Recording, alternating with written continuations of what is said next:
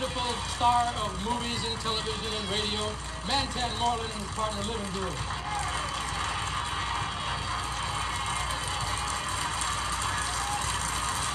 Hey, Mantan!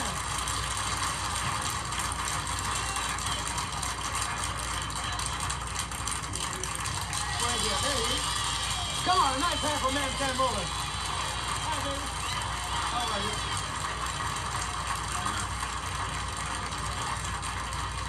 Hey, Mantan. Come here, Mantan. Tell me about that little French girl. You know, the little girl was in school in Paris, and somebody wrote F-U-C-K on the board. And she looked at the teacher and said, Mademoiselle, says, what is the pronunciation of F-U-C-K? Teacher said, that's fuck. She said, fuck? She said, no, compris fuck. There's no word like that in the French language. So the teacher says, you don't know what fuck means, honey? Says, that means to serve. She said, merci, madame. 2 weeks later, she come to New York. They gave a coming out party for her. They invited 3 of the armless cats down to that party. They was coming down the street and one cat said, I'm going to that party and pitch a bitch tonight. The other guy said, look, you're going to some fine people's home now. You cut out that nasty talk. They go to the party and everything is going on fine. All at once, the landlady says, are you enjoying yourself? And the bad talking guy wouldn't say nothing, just shook his head. She looked at him and said, are you enjoying yourself? He said, yes. So the woman said, well, dear, says, Marie says time to go and serve the chicken. She said, merci, madame. And she started in the kitchen and stumbled over this bad talking fella's foot. She said, pardon, monsieur, while I go into the kitchen and fuck the chicken. He looked around at his buddy and said, shit, if this is gonna be that kind of party, I'm gonna stick my dick in the mashed potato.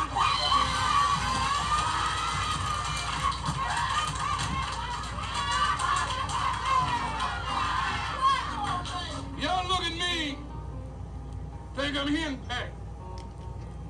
I'm not henpecked. I run my house. If I tell my wife to bring me some hot water, she better bring hot water.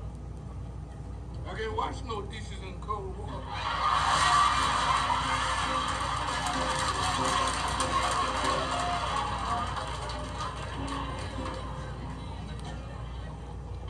You know, my wife can't cook. She is the worst cook in the world. That woman cooks so bad. This morning I got up and walked into the kitchen. There was a cockroach on the sink taking Alka-Seltzer.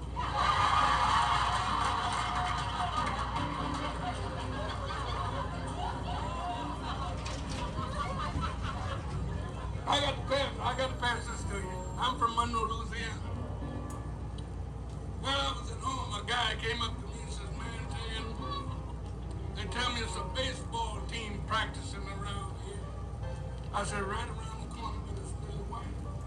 He said, I don't care, I'm going around and give me a job. He walked around, looked at the guy and said, hey, buddy, it's such a good ball player. Give me a job. He said, we don't want no black people on this team. We're going down the streets. He said, yeah, but I'm a good ball player. He said, you see that guy on first base? He's the world-rated first baseman. See that guy on second base? He's the world-rated second baseman. And the guy on third is so good, we're going to send him to the Mets next season. Now, you can't get by them. They are a brick wall. Going down the streets, we don't want no black people on this team. He said, but I'm a good, he said, all right, if you're good, go on up to the bat. See, can you get by that brick wall? This guy goes up the bat and hit the ball and knock it against the field. He started running, knocking down first baseman, running, knocking down second baseman, running towards third. When he started at home, the manager jumped up and said, look at that Cuban run.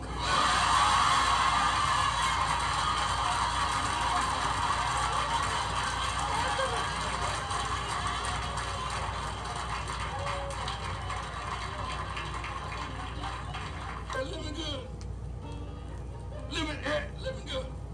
thought you said something. What's the matter with you? Mantan, I don't have no time for none of your silly jokes. I'm a sick man. Sick? You always complaining about something that you haven't got and you couldn't have even if you had it. Boy, I got it. You got what? A kind of a feeling. I had that once. Kind of a feeling that starts. That's it. What are you doing for it? I went and seen myself a doctor, and he gave me a great big bottle. Don't take him there, kid. Who was the physician that prescribed that for you? The doctor that had. He ain't no good. The doctor you want is the doctor that live I up. had him.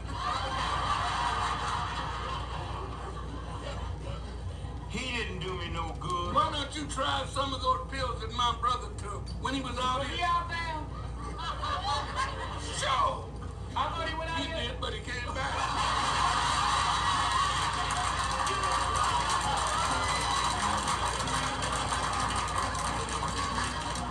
A letter from my auntie.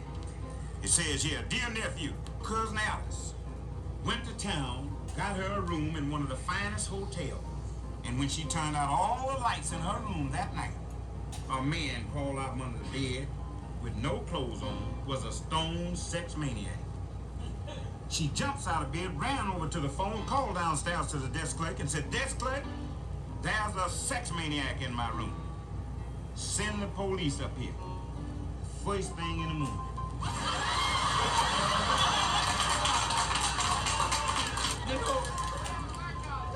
You know, it was two fellas. This fella was walking down the street and it was raining, so he didn't have nowhere to go. So he said, I'm gonna go in there and see if I can stay at these people's house tonight. So he walked and knocked on the door and the fella come to the door. He said, but it's raining, I can't get in town. He said, can I stay here with you tonight? He said, now wait a minute, I ain't got but one bed.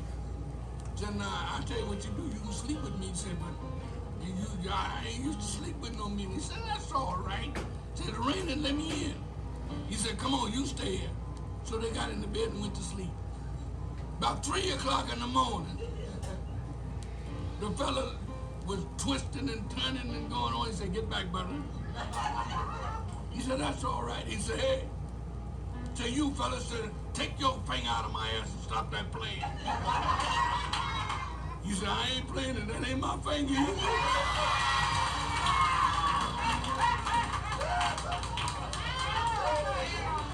It was the guy came up to a guy and said, hey, said, can I get a room? The man says, it ain't but one room upstairs. Says, old man sleeping in there. I said, you stay with him tonight and I'll change it tomorrow. He said, that's all right, Daddy, yo. They just got in from Chicago, having a ball. Said, if I could have that room, he walked up and knocked on the door. The old man opened the door and had whistles way down here. Said, come in, son. He said, what do you say, Pops? How you doing? Just got in from Chicago, talking about a wonderful time. Oh, I love it, said it's cool. Said, excuse me just a minute, will you, Pop? And opened his bag and pulled out a syringe and grabbed his joint and said, excuse me, Daddy, said, just a little dose of clap, but everything's all right. Said, said, oh, I love California. Said, why don't you open up this window? And excuse me just a minute, will you, Pop?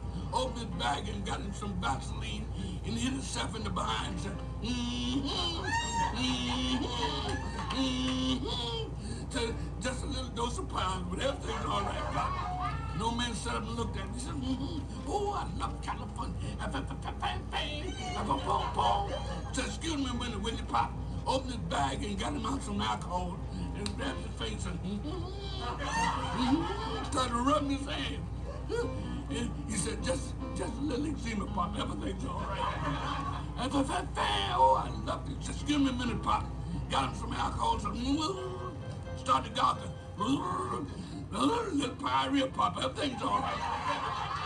And the old man sat up and looked at him and said, son, said, I've been everywhere and seen everything. But for a man that can't shake hands, eat shit, and fuck you to happen sometime.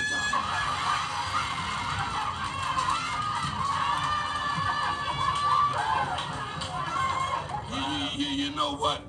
It was a cat. He couldn't talk good. And he walked up to the guy and said, look here, mister. Said, man, what you looking around here this time of night? The guy said, I want a woman. He think you want a woman?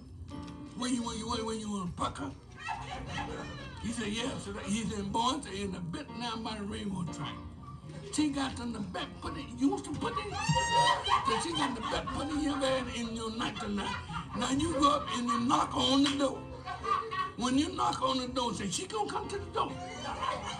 Say, one leg gonna be long enough. Don't pay that no mind. When you get in there, say you look in the toilet, say you see a bed. Don't get in that bed. Don't get in that bed, man. Do it to her from behind. Do it stand up from behind. When you started doing it to her, do it slow, not hard. Then you take your finger and you rub up her back. Just a little bit. Now when she run, keep on doing it to her. Now don't. Then you bite. Don't bite her hard. Then a little bit. See, and when she run again, then you bite on the head. And then you take your finger and you play all over her back.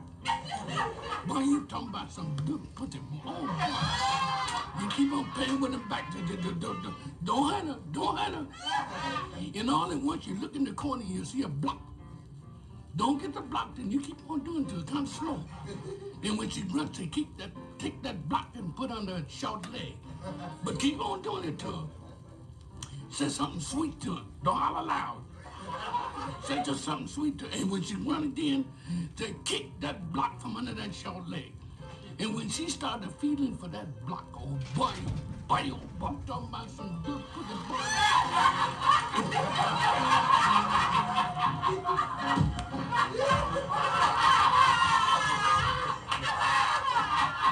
You know, a fellow walked into the bathroom. His buddy was sitting on the stool. And he looked at him, and that cat was jacking off in the bathroom. He said, man, you my buddy, and I come in there and get you jacking off. I'm just through with you as I can be. His buddy looked up at him and said, man, so you kiss my ass. So this is my soap. This is my water. This is my dick.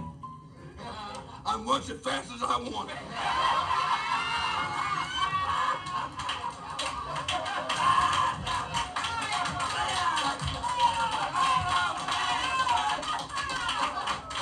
Hey, Livingood. Yeah, Tam? What you doing behind that counter, boy?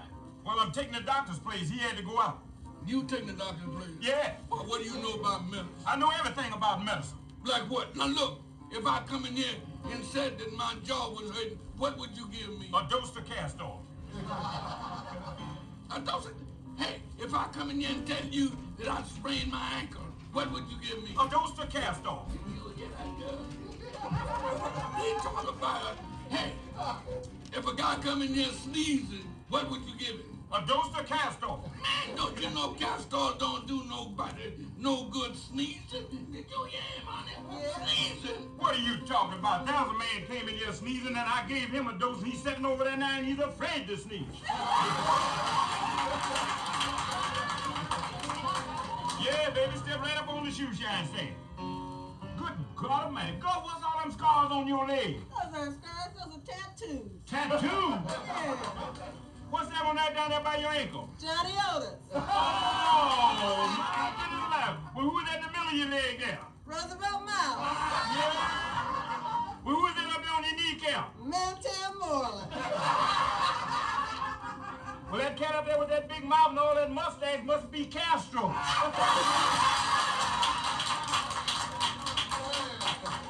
I was riding down the street with one of my buddies. So we was driving down the street and it was raining. Here stand a beautiful lady on a bus stop. I rolled the window down and I says, Madam, would you care to ride? She said, to be sure. I opened that door and stepped out and let that broad slide in. And I slid right in behind her. We was going on down the street. I said, you won't mind if I put my arms around you, do you? She says, to be sure. I put my arms around and begin to kind of, caress her there a little bit. And she's looking so good to me. I said, you don't mind if I squeeze you a little bit tighter, do you? She said, to be sure. We went on a little bit further. I said, your lips sure look kissable. I said, you wouldn't mind if I kiss you, would you? She said, to be sure. Rode on down a little further. I told my buddy, I said, hold it. I stepped out. My partner looked at me and said, where are you going? I said, over here to the drugstore. So what are you going to the drugstore for? I said, to be sure.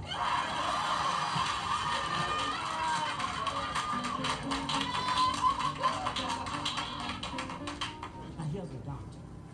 He has this big, huge office. He has secretaries all around the place. But there's one particular secretary that he digs. He say, baby? She says, yes. He said, you know what? He said, I'd pay $500 to spend one night with you. She said, well, look, Doc, you better come on and spend this night with me. That night, old Doc gets sharp, when he falls in over there. And the next day, she finds an envelope on her desk. She picks it up, opens it.